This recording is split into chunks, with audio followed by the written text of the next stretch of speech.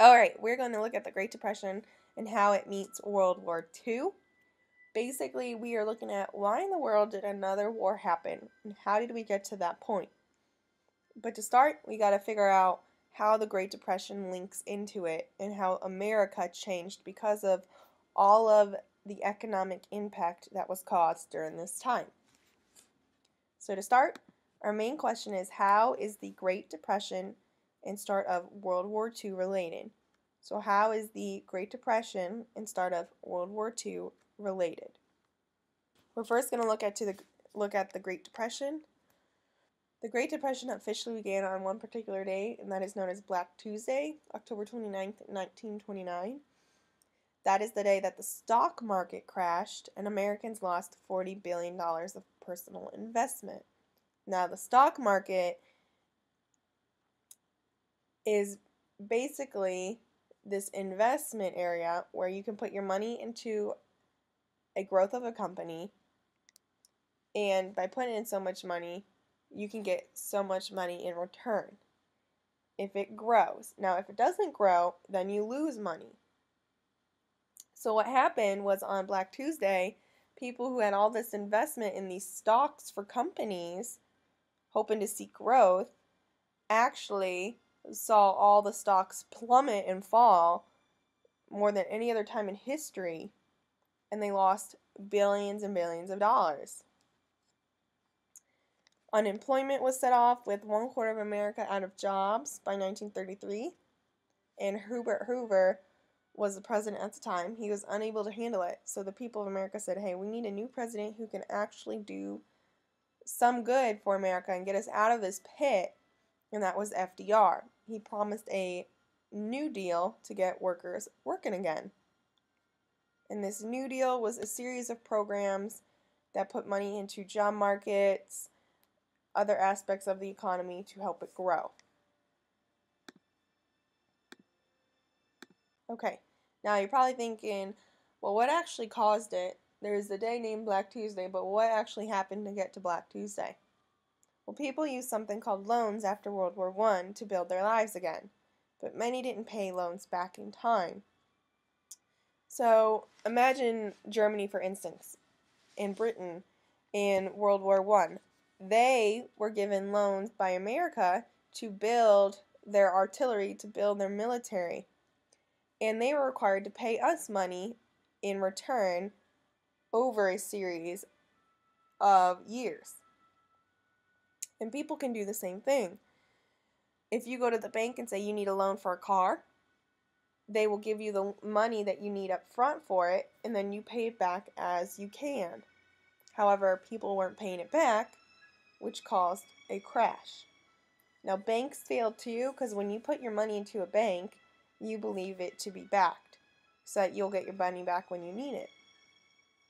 So if I give $100 to the bank will assure you that, hey, you can get this money out anytime you need it, but until that point, we can use it as we wish. However, the crash meant that the banks could not back any money at all, and no one could get their money back, so they were essentially broke. Another cause of it was a high tax by the government on something known as imports. So when you import your goods, this is known as a tariff. So many companies did not want to import any goods, which meant that the market was not as strong as it could be. Because if you import more goods, you excite your population, the demand increases, just as we talked about earlier in the year, and people will buy more. But if you don't have that, not many people are going to be excited to buy.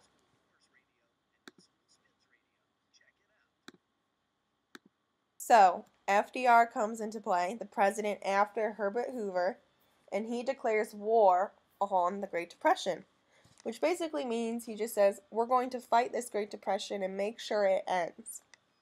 Make sure we are out of this pit and people have jobs. That was his main goal. Now, let's look at it here. Here are some pictures to look at how bad it really was. Many Americans were unemployed, and they could not even afford a house. So they lived in something called Hoovervilles, and it gets the name from Herbert Hoover, the president before FDR. And they used anything they could find to build a home. Cardboard, scraps on the side of the road, you name it.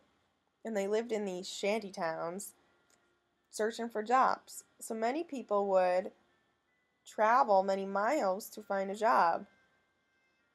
Another aspect was something known as the Dust Bowl. In the 1920s, there was something called the Great Plow, where in the Midwest and out west, people plowed continuously and crop production was extremely high. However, that continuous plowing met with an extreme drought in the 1930s. That drought caused the farmers unable to actually have their plants rooted. Crop production basically stopped, and you have an extreme dust storm that happens across the United States for years. And that is pictured right here in the middle. So now you're thinking, well, how did the Depression end? Alright, that brings us into another world war. The Great Depression ended, you could say, in 1941 with America's entry into World War II. Individuals had to build artillery, you had to manufacture goods, you had to support the war.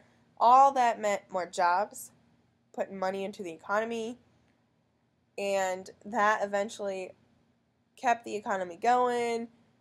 People started buying again, people started working again, which kind of halted the Depression.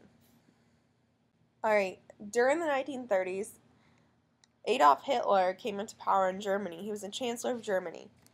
And he, as we noted earlier in the year, was actually involved in World War I, and he was not happy at all with how the Germans were treated. Remember, they got blamed for the war, they had to pay reparations, all these installments that did not even end until 2010. And so he decided, hey, we're going to get back that land we lost, and we're going to claim even more land. And that's exactly what he started to do. Germany took over Austria and part of Czechoslovakia, land that was taken away during World War I. And Britain and France actually handed it to them so they could hopefully avoid another world war. However, Hitler obviously wanted more, because once you get some, you always want more, and he continued with the act of imperialism. Remember, that's the act of taking over land and influencing countries. Now, an interesting fact, Hitler actually staged a Polish attack on Germany by taking, at the time, a concentration camp prisoner, dressing him up in Polish attire, then having him shoot a German town, and then Hitler's staged attack meant he could declare war on Poland. And that starts off the war. Now, the Treaty of Versailles was actually violated too, and no one did anything about it. You think we would learn. Now, Hitler built up his army, that is known as militarism. That was something that was completely stated in the Treaty of Versailles that he could not do. However, Britain was bankrupt, France was bankrupt, and they just kind of let it slide, saying, you know what, nothing is going to really bad happen because they don't have any economic power anyway. They're in shambles. What could he possibly do? Boy, were they wrong. He created alliances with Japan and Russia. And remember, at the time, Russia was going through a revolution. And America didn't want anything to do with Russia and their communism that was happening. So when he aligns himself with Russia, that causes some tensions around the world. He built warships to go against the freedoms of sea that was supposed to happen. And the final problem was that not everyone joined the League of Nations, which was that council that was supposed to keep peace. So how could they actually make sure no one was going to start another war? There was no accountability at all.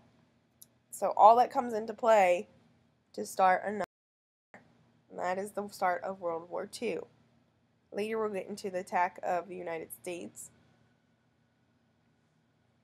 So once again, we're going to look at the Great Depression. There are several reasons why it started. And the way we got out of the Great Depression was by a start of another war, World War II, caused by someone known as Adolf Hitler. Your extra credit question this week is to interpret this photo from the Great Depression in several sentences. How did this photo relate to the Great Depression? Make sure you look at this billboard here, and this is actually a line to go to a soup kitchen. All right, and that ends the podcast for this week. If you have any questions, let me know.